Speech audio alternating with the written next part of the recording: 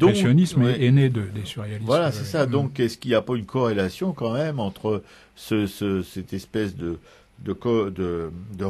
rejet, si tu veux, de ce qu'ils appellent une sorte de dictature, ou je sais pas quoi, de l'art européen sur le monde artistique. Voilà, est-ce qu'ils en ont pas profité quand même un petit peu déjà de la guerre en Europe et de l'exil de ces peintres. Il y avait quand même Chagall, il y avait quand même Gross pour les Allemands, il y avait tout un tas d'artistes qui avaient été évacués là-bas justement par un Américain qui les avait fait embarquer sur un bateau depuis Marseille. Voilà mon genre. Je pense que c'est certain. Ouais, d'accord. Bon.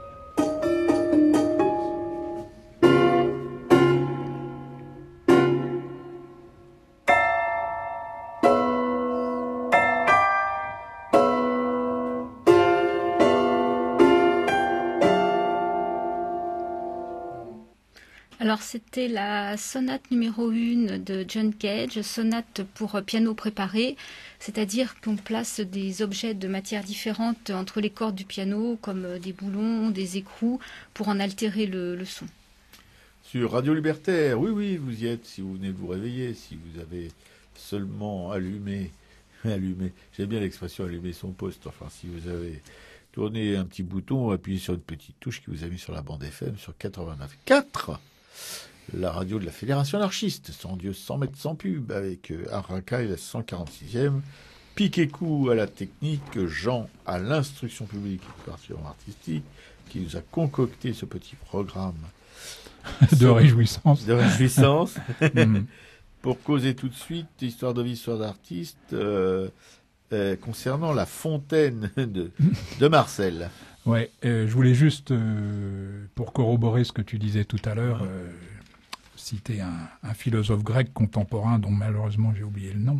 C'est un petit peu le Badiou grec qui dit que le meilleur des... Hein, c'est pas Nestor Castoriadis, non non, c'est pas celui-là.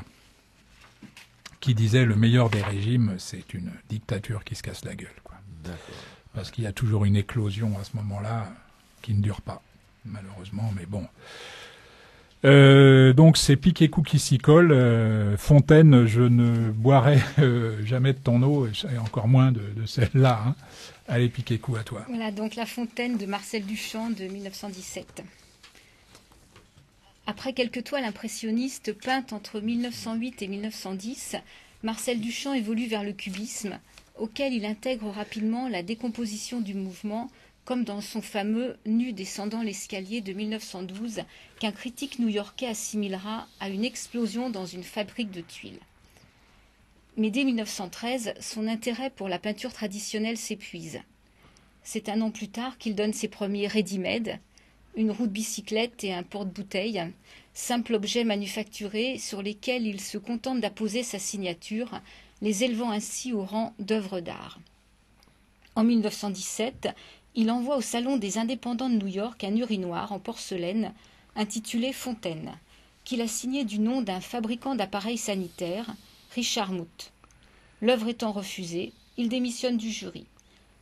Les organisateurs s'étaient pourtant engagés à exposer n'importe quelle œuvre dès lors que son auteur participait aux frais. Il semble que Duchamp ait d'abord souhaité éprouver la générosité du principe.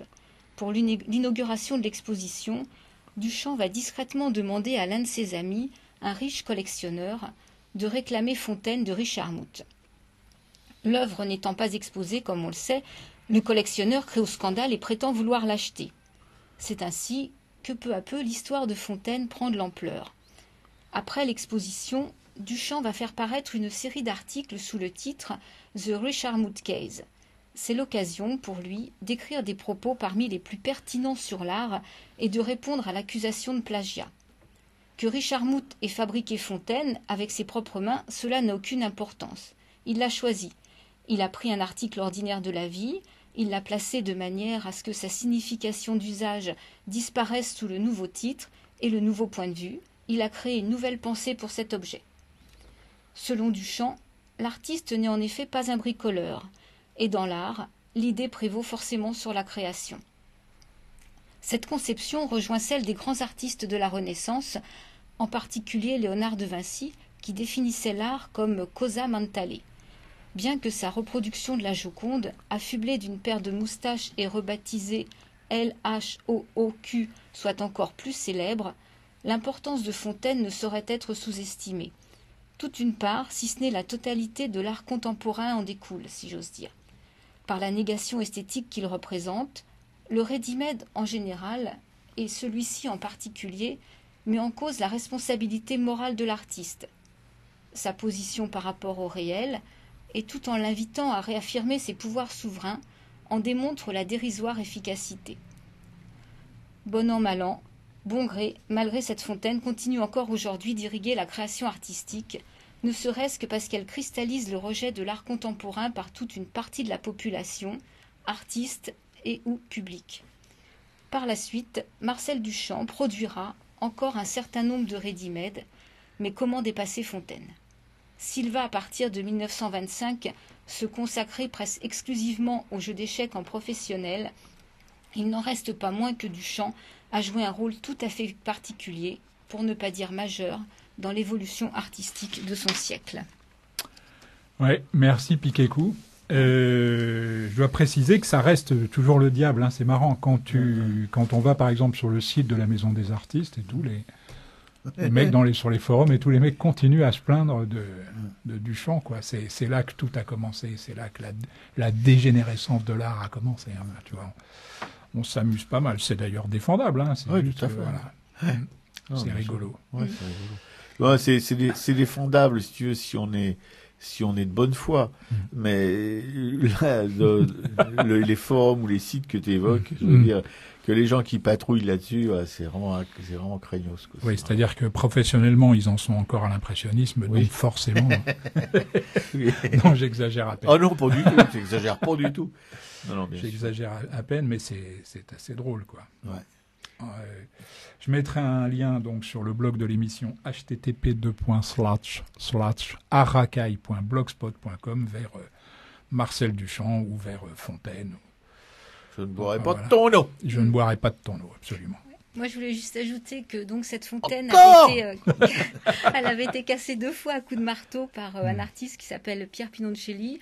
Et c'était pour expliquer en fait le titre de la chanson que j'ai choisie après, qui s'appelle Si j'avais un marteau, mais la première version, non pas celle qui est connue après. Ah d'accord, oui. Beaucoup plus mollassonne.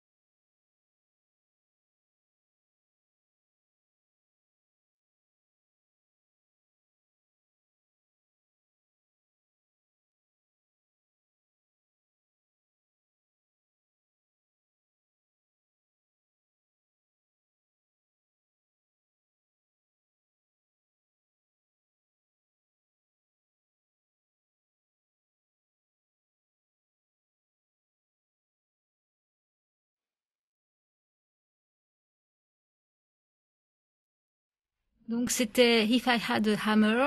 Donc c'est une chanson qui a été écrite par Pete Singer et au départ c'était donc une chanson contestataire et elle est interprétée par Trini Lopez en 1963.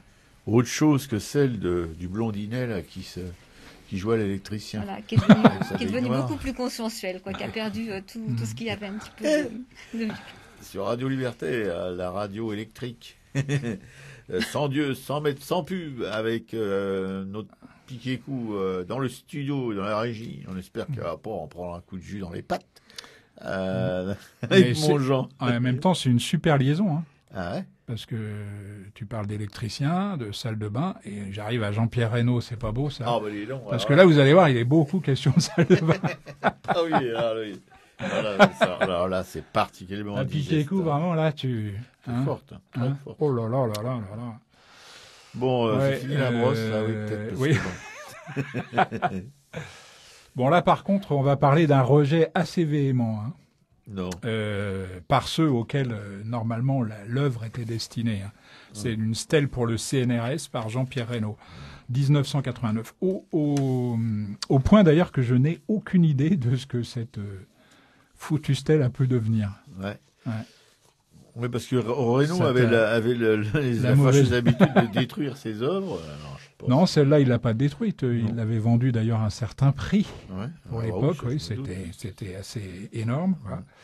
Je vais commencer par vous parler un peu d'enfance, parce que là, c'est vraiment le type de l'artiste qui a totalement intellectualisé son art, Reynaud, et ça me laisse aussi froid que les matériaux qu'il a utilisés. Ça, je peux être d'accord avec toi, mon Jean. Franchement. Pour ça, là, on arrive vraiment à un cas extrême, quoi. Donc, la stèle pour le CNRS, je précise que c'est en 1989. Mais l'histoire commence en 1939, hein, quelques mois après la naissance de Jean-Pierre Reynaud, hein, parce que l'Allemagne déclare la guerre à la France. Tu vas voir, là, les circonstances atténuantes, j'ai essayé de lui en trouver. Hein. En décembre 1943, son père est tué, hein, par une bombe alliée qui est tombée sur l'usine de Courbevoie où il travaillait. Hein. En juillet 1945, 2 mois après la fin de la guerre, hein, un petit Jean-Pierre de 6 ans est déclaré adopté par la nation, par le tribunal civil de la Seine, hein, pour l'office départemental des anciens combattants et des victimes de la guerre. C'est au Noël suivant qu'il reçoit son premier livre, La Bête est morte de Calvo et d'Ancette. Là, ça te parle, non, La Bête est morte? Non, mon Jean. Non, c'est pas vrai. Tu connais pas La Bête est morte? En fait, il y a 3 contes dedans. C'est 3 contes qui se succèdent et qui ont été regroupés en un seul. Hein. C'est un conte illustré pour enfants, en fait, dans lequel les Allemands sont représentés comme des loups envahisseurs et les Français comme des lapins courageux. Ah, d'accord. Non, ça te dit pas quelque chose? Ça me dit Tu revois pas ce loup avec le brassard nazi? Non. Ah non. Bon, écoute, je suis persuadé que tu connais quand même, mais bon. Non, Jean, je t'assure que non. Ce livre, pour moi, témoignait de la mort de mon père, raconte Jean-Pierre Reynaud, hein, car il figure étrangement un dessin du bombardement de la gare de Bécon-les-Bruyères, hein, juste à côté de l'usine où il travaillait, hein, et l'on y voit les lapins qui fuient. C'est dans ce même bombardement qu'il a trouvé la mort. Pas rien ça, hein, quand même. Hein. Les œuvres des années 1988 et 1989 de Jean-Pierre Reynaud, hein, dont la stèle pour le CNRS fait partie, traitent presque toutes de l'univers médical. Oui, ça veut le dire. La Croix-Rouge, dessinée sur des... on comprend moins bien les pots de fleurs après, mais bon. Oui. Dessinée sur des... Là, j'ai moins de circonstances atténuantes. Dessinée sur des panneaux métalliques blancs et bleus, hein, a fait son apparition, donc la Croix-Rouge, hein, placée en situation dans des œuvres murales ou dans des containers, hein, tout comme des objets d'infirmerie ou des radiographies en position de lecture, hein, sur des boîtiers lumineux. Le verre dépoli est également utilisé pour couvrir à mi-hauteur le carrelage, hein, qu'il recouvre, tel le verre des fenêtres des ambulances, hein, rendu opaque pour préserver celui qui souffre du regard extérieur. Le 26 octobre 1989 est donc inaugurée une nouvelle œuvre publique réalisée par Jean-Pierre Reynaud, à la demande du CNRS pour célébrer son 50e anniversaire. Évidemment, le CNRS, c'est l'État. Donc, ce ne sont pas, si tu veux, les chercheurs qui ont commandé, ni même le patron du CNRS qui a commandé cette stèle, même si lui se mouillera pour tenter de justifier. Mais c'est le même que celui qui a fait l'opéra de la Bastille. D'accord. Bon. Oui. Bah oui. En 89. T'as raison, bien vu. Financée par le mécénat public et privé, elle est installée sur le parvis du siège du CNRS, quai d'Orsay à Paris. Et témoigne aujourd'hui, le problème c'est que justement le quai d'Orsay, le CNRS n'est plus quai d'Orsay. D'accord. Je crois que ça a été remplacé par la Caisse des dépôts et consignations. Bien sûr. Ai-je besoin de parler de la Caisse des dépôts et consignations? Non, tiens, on fera un article dessus. Ah oui, ça serait pas mal. Dans la minitude de l'humilance. Surtout que notre cité d'artistes, elle est gérée par un scud ou un sous-marin de la Caisse des dépôts, quoi, tu vois. Oui, absolument. Voilà. Et donc, elle est installée sur le parvis du siège du CNRS quai d'Orsay à Paris et témoigne de deux univers dont les esthétiques se croisent au point de se confondre. Là, je reprends un peu la rhétorique de l'artiste. En 1969 déjà, le premier objet de Reynaud, au carrelage blanc et aux joints noirs, était une table de salle à manger inspirée des paillasses de laboratoire. C'est la joie pour bouffer là-dessus. Ah non, mais de toute façon, Reynaud, c'est la joie. Ceci dit, moi, je suis honnête, la première fois que j'ai vu un travail de lui, c'était à Beaubourg. Ouais. Je crois qu'il y est toujours, d'ailleurs. Et ça m'avait quand même impressionné d'aller aussi loin dans une démarche. Bon, c'est à peu près tout ce que je lui trouve. Ici, c'est une véritable paillasse de carrelage, en fait, qui est érigée en monument, plantée verticalement dans le sol et parsemée de mystérieux objets métalliques, pièces constitutives d'une machine à analyser les molécules par spectroscopie. Voilà. L'affaire est peu connue parce qu'elle ne sera pas portée sur la place publique. Les chercheurs vont réagir violemment, mais dans les publications du CNRS. Donc ça ne va pas sortir sur la place publique. Voilà. Il faut préciser tout d'abord que Reynaud va maladroitement, c'est peu de le dire, plus con que ça, mais tu meurs. Moi, j'en ai lu des extraits, mais c'est affligeant. Va maladroitement, donc, dans son argumentaire, insister sur le fait que les scientifiques n'ont pas nécessairement une culture esthétique. Tu vois, déjà, ça commence fort. Il s'adresse quand même à des chercheurs du CNRS. C'est à peu près tout le contraire, tu vois. Bon. On n'est pas dans un laboratoire de produits pharmaceutiques au CNRS, tu vois. Oui. Donc, insister sur le fait que les scientifiques n'ont pas nécessairement une culture esthétique et qu'il leur est donc presque impossible de comprendre en quoi les œuvres d'art contemporain méritent d'être prises au sérieux, tu vois. Il aurait voulu les prendre dans le sens contraire du poil, il ne serait pas pris autrement. Et vraiment, c'est nul. Aggravant son cas, tu vois, il y minimise même, en faux modeste, la notion de création artistique, tu vois, pourtant seul à même de le légitimer, en fait, auprès des chercheurs, qui vont bien sûr s'engouffrer dans la brèche et dénoncer l'œuvre à travers l'argument. Tu vois, là, il a manqué de psychologie, ça me fait penser à quelqu'un, mais je ne préciserai pas à qui. Moi, je vais le dire, le petit ventilateur. Exactement, mais... on m'était aussi réveillé que mardi dernier. C'est pas possible. Ça va, fais gaffe. Et les chercheurs, donc, je reprends là la façon dont ça va se développer. Je vais pas en faire des tonnes, mais disons quelques trucs qui sont revenus comme ça de manière récurrente dans les revues du CNRS. Pensez-vous que ce résidu de salle de bain soit ce qui symbolise le mieux le CNRS, demande-t-il dans un premier temps. Sûr, tu vois. Et puis, puisque les réponses sont pas à la hauteur, le ton va monter, tu vois, dans les revues suivantes. Les mots galéjade, imposture, duperie, fumisterie, ou même canular vont être prononcés. Et puis, il y a certains chercheurs qui vont préférer utiliser l'humour, tu vois. J'ai un beau-frère artisan carreleur, je lui ai demandé ce qu'évoquait pour lui 40 mètres carrés de carreau blanc, 15 par 15. Mon beau-frère m'a répondu 200 francs le mètre carré, tu vois, du tac au tac. Voilà. Bon, et puis ça va finir par s'éteindre. Ouais, bah oui. Voilà, si ceux à qui la stèle était destinée n'ont jamais accepté cette stèle, je suis incapable de vous dire ce qu'elle est devenue, comme je l'ai dit en début d'article. Le siège du CNRS ayant depuis été déplacé, en plusieurs endroits d'ailleurs. Ça a été éclaté sur plusieurs sites. Il y en a au moins 2 ou 3 à Paris. On peut comprendre que le CNRS soit éclaté après ça. Voilà. Mais j'aimerais bien, si nos auditeurs ont des infos, qu'on nous les communique, parce que on ne sait jamais. Donc, on donne le numéro du studio, 01 43 71 89 40. Voilà. Appelez pendant les musiques, si vous voulez bien, et au début, de préférence. Voilà. Et puis, je mettrai donc un lien vers, non pas la stèle pour le CNRS, parce qu'il y a même pas d'image, c'est dire. Je n'en ai même pas trouvé d'image. Mais au moins sur Jean-Pierre Reynaud, sur le blog de l'émission http://aracaille.blogspot.com. Voilà.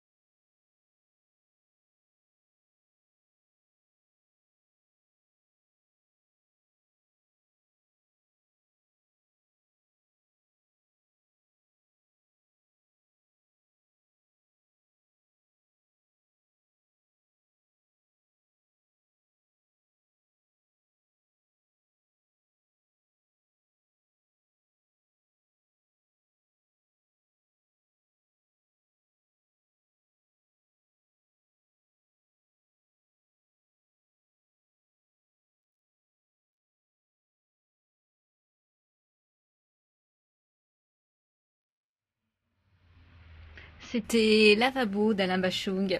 Sur Radio Libertaire, vous l'écoutez toujours, la plus rebelle des radios, puis avec Piquet-Cou à la régie, Jean à l'instruction publique, notre hussard noir. J'avais omis de le citer au moins une fois, qui officie, qui est à ma gauche, et qui me regarde d'un air sévère d'ailleurs, comme Piquet-Cou, en passant. Oui, parce qu'effectivement, tu l'as dit que 3 fois. Donc, oui, tu habitué à plus. Pour Histoire de vie, Histoire d'artiste, histoire d'une adhésion relative. Lobster à Versailles par Jeff Koons, 2008. Alors, Jean m'a répété qu'il fallait pas dire Jeff Koons, il fallait dire Chef Con. C'est-à-dire... Non, Chef Koon. Mais tu peux l'écrire C-H-E-F, et plus loin Koon. K-O-U-N-E. Voilà. C'est de cette manière que le nomme le petit ventilateur de l'Élysée. Justement, à l'époque de Versailles. Ouais, L'exposition à Versailles. En 2008, Versailles accueille l'exposition de Chef Koons dans les appartements royaux et les jardins du château. Là, c'est la première exposition monographique consacrée à cet artiste dans un musée français et 17 œuvres y sont représentées. L'américain Chef Koons est alors l'un des artistes les plus médiatiques du moment, adulé des collectionneurs milliardaires, bah oui, et champion olympique des ballons de baudruche et des enchères. Bah non. Bah ça, c'est moi qui dis ça. Oui, c'est toi qui dis ça, t'es de mauvaise foi. L'un de ces ballons, Balloon Flower, a ainsi été adjugé 16 millions d'euros. Non, mais 16 millions d'euros. C'était avant Versailles. Hein. Oui, les mecs sous vos tentes, là, ou dans vos gourbis. 16 millions d'euros par Christie's quelques semaines auparavant.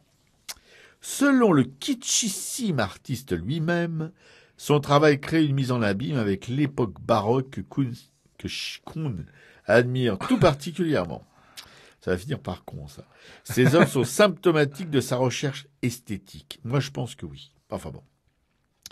Ainsi, Rabbit, l'une des créations les plus connues et les plus emblématiques de Kuhn, sera exposé dans le salon de l'abondance, antichambre de l'ancien cabinet des curiosités. Ben, c'est pas mal, ça, l'antichambre du cabinet des curiosités. Dans les appartements de la reine, Large Vase et Flower est un hommage à la maternité, il faut le faire quand même, car c'est dans cette pièce que les princes héritiers de la couronne sont nés. Qu'est-ce qu'on en a à battre? Elle s'inspire également du rococo, et tout particulièrement de Fragonard et de Boucher. Ouais, il faut vraiment le chercher pour trouver des... Ah oui, mais... Non, mais mon genre. Les sculptures, quand même. Oui, je ne conteste pas ta vista sur ces choses-là. Le homard trouve sa place dans le salon de Mars, où il va faire la joie des enfants bien plus qu'il ne scandalisera les bourgeois, contrairement à ce qu'un marketing intense a prétendu.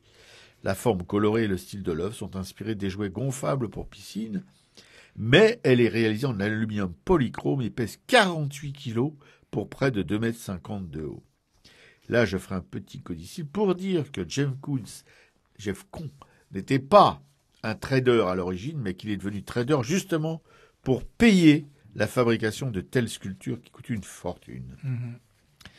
Pink Panther, une panthère rose de porcelaine enlaçant une femme blonde, trône, elle, dans le salon de la paix. L'exposition se poursuit dans les jardins du château, où Split Rocker, une sculpture réalisée avec plus de 100 000 fleurs, oui, je me souviens, est installée dans le parterre de l'orangerie. Ouais, tu vois, moi, par contre, j'aime bien ça. Oui, non, mais moi, je déteste pas du tout ce mec, qui est pas du tout ce qu'on dit. Les fleurs sont un motif récurrent chez Koons, car elles symbolisent la vie et la grâce. Un peu comme la Cicciolina. Enfin bon, sauf que là, je te fais... Non, j'espérais bien que tu allais lire ce texte, si tu veux. La Cicciolina, oui, là encore. J'adorais la Cicciolina. Il y a surtout ces... Et c'était réciproque, hein. Oui. Mais il l'a connue... Ah oui, c'était ça. Contrairement à Koons, tu l'as connue bien avant qu'elle soit vierge, en fait. D'accord. Non, c'est dégueulasse. L'œuvre associe deux profils différents de jouets d'enfants. Un cheval à bascule bleu et un dinosaure animé. Et ces deux moitiés d'animaux sont articulées par une structure architecturale intérieure.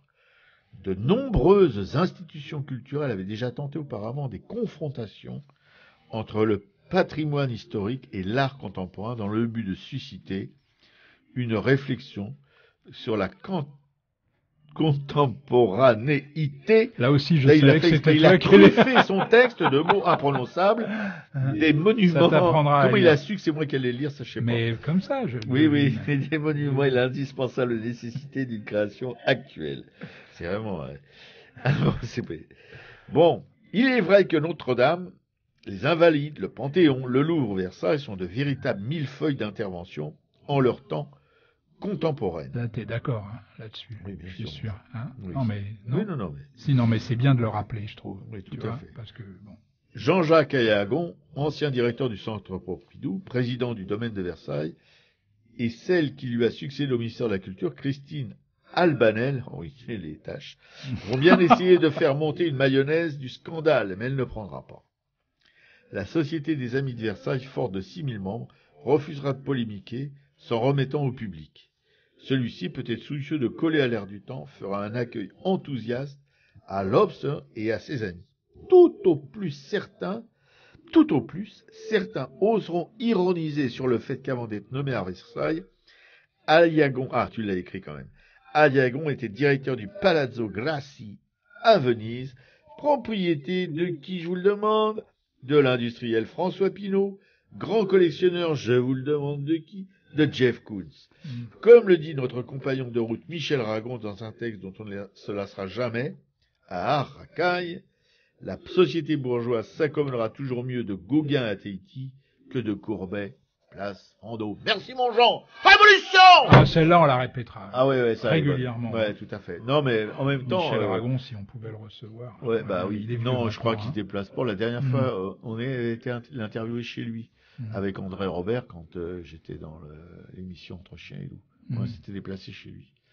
Ouais, c'est un mec, un tout petit bonhomme, mais alors bon, il en a dans. Là, cette phrase-là, elle est là pour l'éternité. La société bourgeoise s'accommodera toujours mieux de Gauguin à Tahiti que de Courbet, place Vendôme. Elle va nous servir un moment. Tout à fait. Mais par ailleurs, je dirais tout à fait simplement que même si j'étais un peu réticent au départ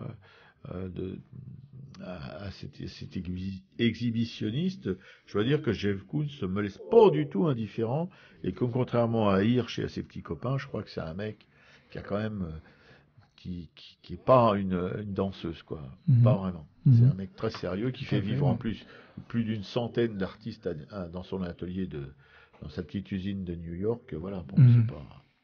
Et puis, contrairement à ce qu'ils ont essayé de faire croire, ça s'est très très bien passé, cette exposition de Versailles. Tout à fait. Il y a eu une large adhésion, on va dire. Non, mais c'est en même temps. Ce qui n'est pas forcément le cas de celles qui ont suivi. Tout à fait. En même temps, c'est des beaux objets, quoi. Tu vois. Et c'est vrai que cette installation avec des fleurs, c'était magique, quoi. C'est vrai, non, c'est pas un beauf de l'art, pas du tout, comme beaucoup d'artistes contemporains, malheureusement. Absolument, Robert.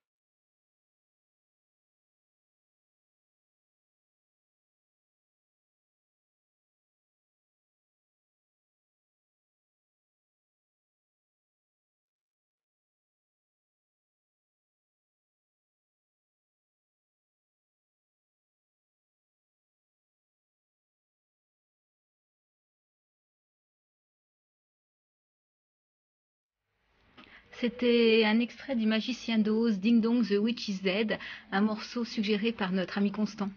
Et magnifique musique, oui. Merci Constant. Sur Radio Libertaire, la radio sans Dieu, sans maître, sans pub, à Racaille, Piquet-Cou, Jean et Shlomo. Et la parole est tout de suite à notre Jean, qui va vous parler des expos à ne pas manquer. Mais je voudrais que ça rentre dans la tête de tout le monde, il ne faut pas les manquer. Et je répéterai jamais assez que chaque fois que je suis allé à une exposition que notre Jean recommandait, j'ai découvert des choses, et c'est bien de découvrir des choses à presque 3 siècles et demi d'existence. Bon, allez mon Jean. 3 siècles et demi 3 siècles et demi, mon Jean. 3 siècles et demi. Bon, il fait moins, un peu moins. Un peu moins. Artemisia, la première, c'est Artemisia au musée Mayol. Je sais que tu aimes ce musée autant que moi. Ah, j'adore. D'abord parce que c'est un des rares dans lequel, pour l'instant, on a encore un peu la paix. Ouais, il n'y a pas trop de monde. C'est 61 rue de Grenelle dans le 7e arrondissement. Et cette expo, elle est valable jusqu'au 15 juillet. Artemisia, elle était la fille d'Orazio Gentileschi, l'un des grands peintres de la Rome baroque. À l'aube du XVIIe siècle en Italie, quand les femmes appartenaient à leur père, à leur mari, à leur frère ou à leur fils, elles étaient considérées comme mineures, je précise. Artemisia a brisé toutes les lois de la société en n'appartenant qu'à son art, en quête de sa liberté. Elle a travaillé pour des princes et des cardinaux, gagné sa vie à la force de son pinceau et construit son œuvre inlassablement. Par son talent et sa force créatrice, elle est devenue l'un des peintres les plus célèbres de son époque.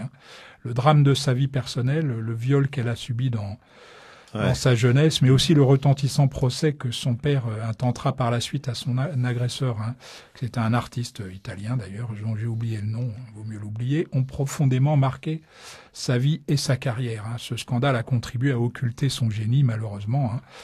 En effet, comme le Caravage, il a fallu attendre plus de 3 siècles pour qu'elle soit à nouveau reconnue et universellement appréciée. Voilà, c'est pour la première fois en France, Artemisia. Ouais. Et puis Bérénice Abbott, elle, c'est pas la première fois, je crois pas. C'est au Jeu de Paume, 1 place de la Concorde, donc dans le 8e arrondissement de Paris. Et c'est valable jusqu'au 29 avril. Vous avez tout le mois pour y aller. Le Jeu de Paume poursuit son travail de mise en lumière des femmes photographes du XXe siècle avec Bérénice Abbott. Plus de 120 photographies en noir et blanc pour une rétrospective évoquant d'abord les débuts de cet artiste qui voulait devenir sculpteur avant de partir pour l'Europe au début des années 20, attiré par le mythe, je précise bien, de l'Eldorado culturel. Formée à Paris par Man Ray, elle entame avec succès une carrière de portraitiste, notamment du monde artistique et des lettres, qu'elle va poursuivre de retour à New York en 1929. Bérénice Abbott va alors photographier cette ville avec passion et minutie, positionnement soigneusement son appareil pour brosser un vaste portrait documentaire de New York, en saisir tous les changements à la manière d'Eugène Hadjay, de ce que Hadjay a fait pour Paris. Cette série très esthétique précède un autre reportage que la photographe va mener avec sa compagne Elizabeth McCausland dans le monde rural du sud des États-Unis.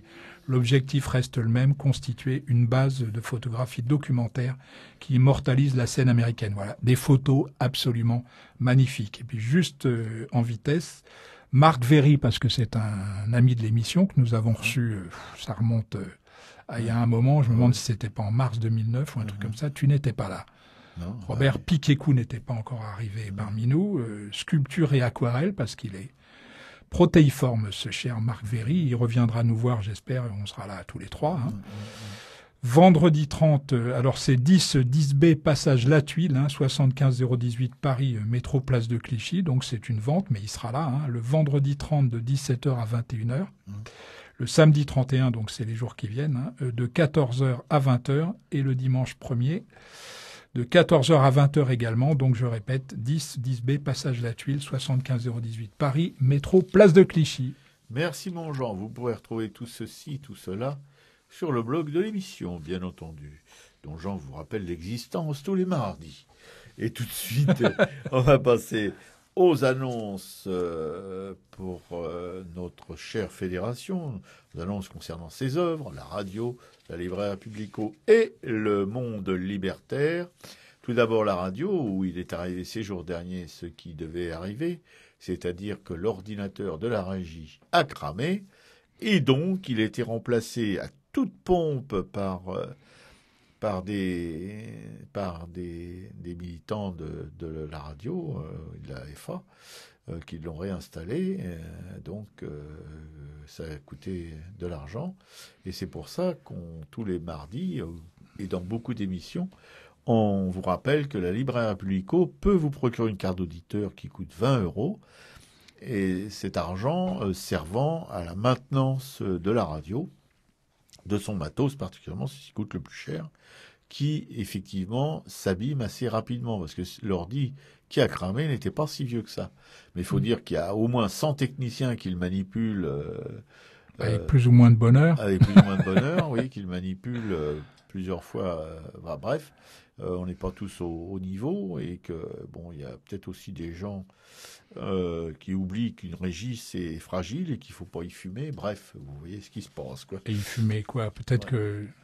Oui. Mais le Max est connu, ça ne supporte que les pétards. Ouais, ça supporte les pétards. Arrêtez le tabac, quoi. Oui, arrêtez le tabac, arrêtez les cigarettes à l'eucalyptus.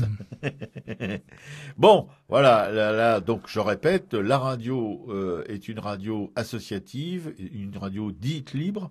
Et là, c'est pas un 20 mots, parce que c'est une des rares qui soit restée à l'abri de la publicité, donc à l'abri des maîtres, puisqu'elle se revendique justement sans maître et sans publicité, ce qui fait vivre la plupart des radios dites libres.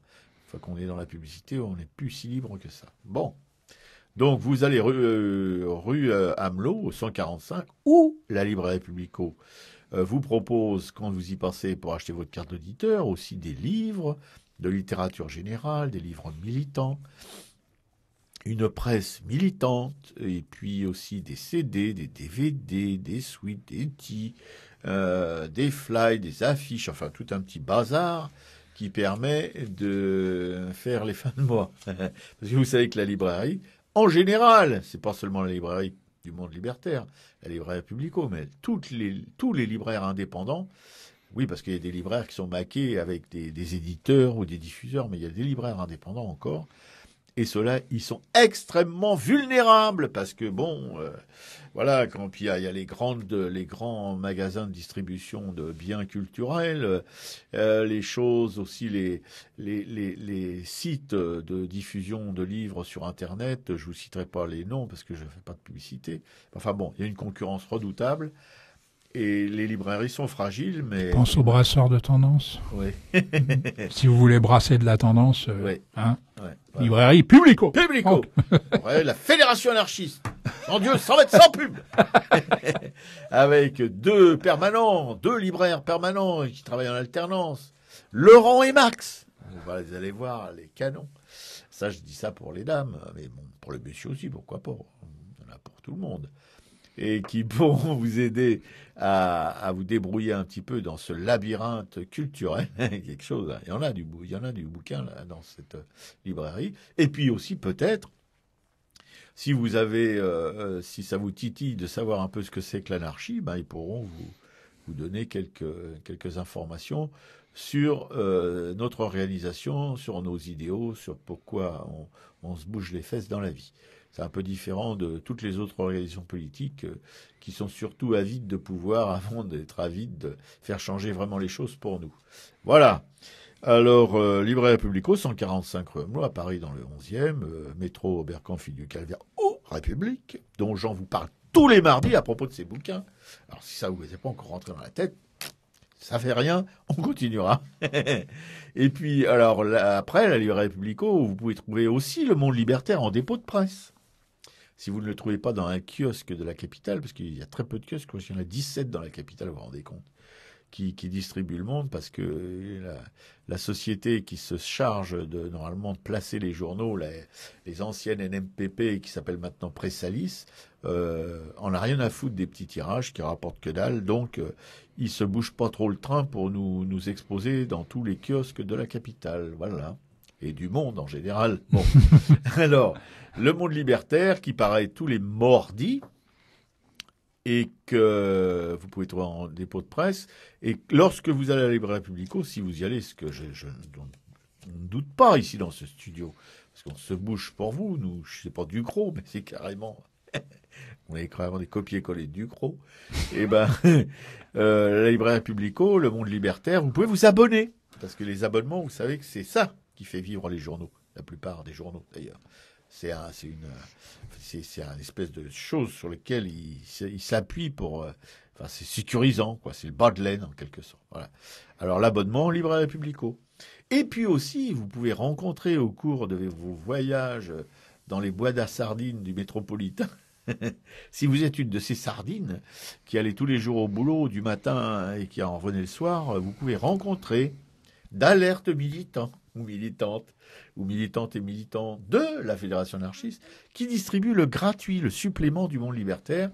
On a décidé de frapper un grand coup et de distribuer gratuitement un supplément du Monde Libertaire qui peut vous faire justement connaître ce magazine avec des textes de fond, des textes de référence, et puis des textes d'actualité, et puis des cartoons qui déménagent un peu, dans lequel d'ailleurs notre Jean a déjà écrit, et on espère qu'il écrira encore. Et puis, mais dans lequel notre Robert a peu dessiné. Oui, ça devrait changer aussi. Voilà la porte qui s'ouvre, on se demande ce qui se passe.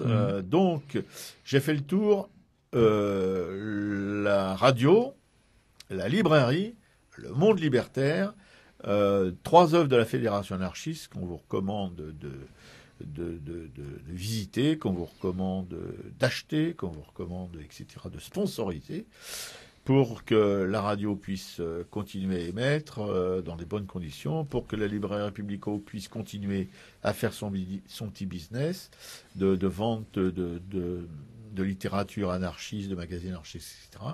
Et Le Monde Libertaire pour qu'il puisse continuer lui aussi parce que c'est la presse militante.